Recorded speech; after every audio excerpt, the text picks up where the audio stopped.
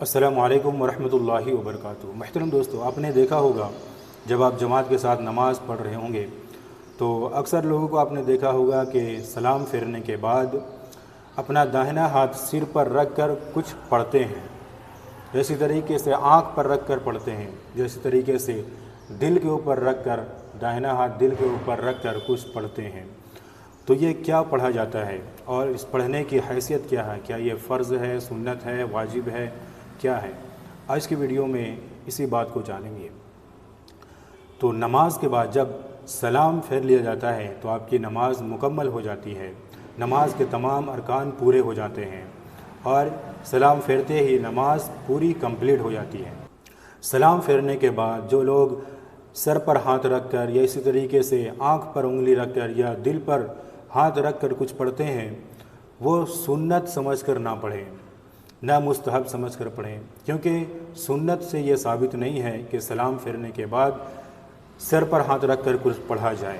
ہاں، بزرگوں کا یہ طریقہ ہے، بعض لوگوں کا یہ طریقہ ہے کہ جس کے سر میں درد ہوتا ہے وہ سر پر ہاتھ رکھ کر یا قویو یا قویو 11 مرتبہ پڑھتے ہیں۔ اسی طریقے سے جس کی آنکھوں میں پرابلم ہے، آنکھ کی روشنی میں پرابلم ہے، دکھائی کم دیتی، نظریں کمزور ہے، تو وہ لوگ انگلی کو آنکھ پر رکھ کر 11 مرتبہ یا نورو پڑھتے ہیں۔ اسی طریقے سے جس کو دل کے امراض ہے، دل میں کچھ بیماری ہے، دل کمزور ہے، تو وہ دل پر ہاتھ رکھ کر یا حفیظو 11 مرتبہ پڑھتے ہیں۔ تو یہ سنت نہیں ہے، بلکہ ایک وظیفہ ہے، ایک دعا ہے، ایک عمل ہے جس سے آپ کو ان تمام بیماریوں سے حفاظت ہوتی ہے۔ لہٰذا اگر آپ بھی چاہتے ہیں کہ آپ کی آنکھیں مضبوط ہو، آپ کا دل قوی ہو اور آپ کے دل میں کسی طرح کا کوئی پرابلم نہ ہو، تو آپ کو بھی چاہیے کہ ہر نماز کے بعد، سلام پھیرنے کے بعد، فرض نماز کے بعد 11 مرتبہ یہ وظیفہ پڑھا کریں۔ آنکھ کی روشنی کے لیے یا نورو پڑھیں انگلی رکھ کر، اسی طریقے سے دماغ کی قوی اور مضبوطی کے لیے یا قویو اس طریقے سے سر پر رکھ کر 11 مرتبہ پڑھیں۔